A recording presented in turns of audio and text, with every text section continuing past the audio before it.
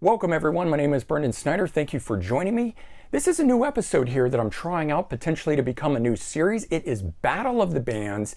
We got two thrash metal titans here. Both bands are legends in their own right. They've got the musical chops to back it up, and both have been around for 40 years. So yes, I am talking about Metallica and Megadeth. And just to support some Megadeth here, I've got a face mask so I can go out and be Vic Rattlehead wearing my Metallica shirt, because both bands, in my opinion, are fantastic. But here we are going to do a battle of the bands and try and decide and see who wins. Now, before we go any further and jump into that, because I will make a case in point for both, if you're new to my channel and you haven't already hit the subscribe button, please click the button. Also leave a comment, hit like, all those things help support my channel. And if you really enjoy this video or you know someone that would, please share it with them, help get the word out on my channel that way as well. And additionally, as I say, if you subscribe, you'll be able to stay up to date on all that's going on in the world of music. And just like this with Battle of the Bands, our first episode here, Metallica versus Megadeth. Now, I'm not looking at who is a bigger band or who sold more albums. We both know who would win that in that particular case. This is simply a battle of the bands for who you guys like best. And you're going to decide that by leaving comments below, and we're going to see who comes out on top. How many people like Megadeth and how many people like Metallica. So I'm going to make a case in point for both of these. As I said, you guys will decide. I've got 10 points here. Kicking things off, I'm going to talk about, they both have made classic albums, right? So Metallica with Master of Puppets, you know, a clear benchmark in the thrash world, but equally so Megadeth and Peace Sells But Who's Buying. Now, both very different records, obviously, but just anyone would agree, I believe, that those are classic, or the most classic within the catalog by those bands. And of course, they're both having anniversaries right now. So, you know, now the other thing, the opposite side of that is both have made very questionable albums, right? We got Metallica with Saint Anger, the crazy drum sound that's on here, the no solos, all that sort of stuff. Then Megadeth with Risk and mixing in Eastern sounds and extra drum beats, backbeats, that sort of stuff, and almost a pop sounding album in some places on this. And so, you know, we could go a step further too with Metallica, although don't really want to get into it, but Lulu was a misstep, right? And some people would even argue and say that the Load and the Reload albums were maybe missteps as well, right? So we can look at all of that with these bands and say, you know, they both have made classic albums, but they've also made some missteps too. So, you know, no one's perfect, right?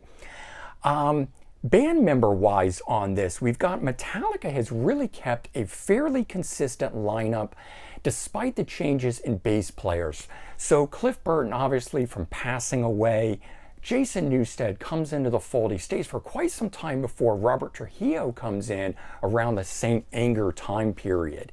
But Megadeth, on the opposite side of that, has basically had a revolving door of musicians throughout their career, but they've had some of the most amazing ones come through the doors. Starting off with just Chris Poland as you know, the original guitar player, moving in with Marty Friedman during their classic era, Countdown to Extinction, Euthanasia, Rust in Peace.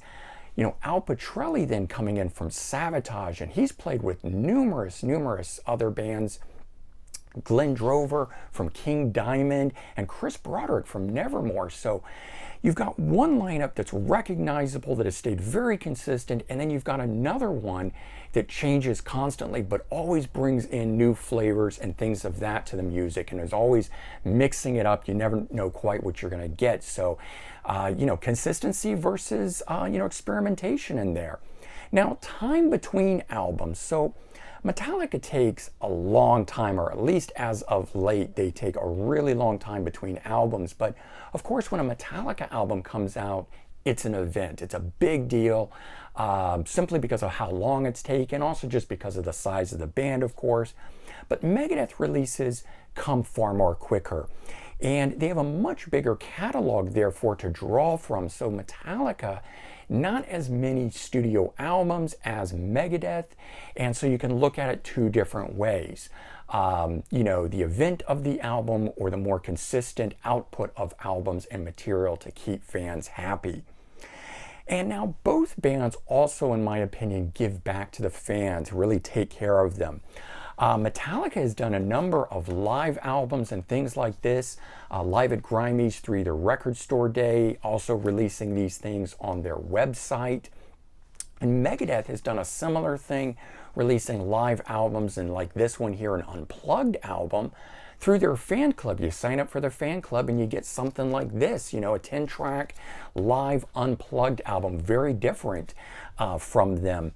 And so, you know, both of them taking care of their fans, giving them extra, going beyond just the stuff that is in retail stores. You know, case in point, face masks, obviously t-shirts and other memorabilia and things that you can get. Metallica has gone a step further, creating the charity All Within My Hands, and they have certainly donated to some really worthy causes and things. Megadeth, obviously, I think if they were a bigger band and had that sort of expendable income, would do the same. But Dave Mustaine has done things like being a news correspondent for political things and getting out there and spreading the word to vote and that sort of stuff. So both of them are out there doing great things for community and, of course, their fans. And both of them have shown really big support and love to the new wave of British heavy metal movement that happened.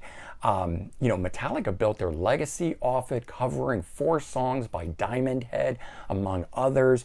Megadeth didn't do the same, but they did take Diamond Head out on the road, opening for them a number of times, giving them that opportunity to shine and say, hey, these are guys that inspired us. And Metallica has also had these guys guest with them on stage and do songs and stuff of that nature. So both of them really giving back and supporting that genre that helped build their careers. The next thing being here, song length and structure. So, you know, Metallica has more long style, jam session style songs on their albums typically, whereas Megadeth has much shorter to the point songs. Obviously, both bands have each of these on there. There are shorter ones, certainly on like Hardwired to Self-Destruct, the opening track is like 2.5 minutes kind of a thing. But generally speaking, Metallica songs are longer and jammier. Megadeth songs are more straight to the point kind of a thing.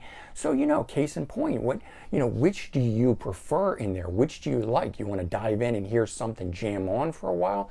Or you like it to be wham bam and to the point kind of a thing?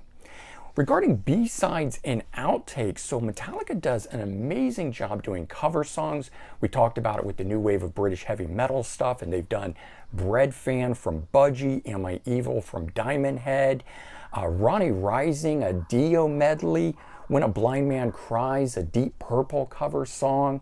And so Megadeth then has done, their own sort of covers, as well as a lot of soundtrack work. We've got No More Mr. Nice Guy, which is an Alice Cooper cover, but it appeared on the horror movie Shocker and the soundtrack associated with it.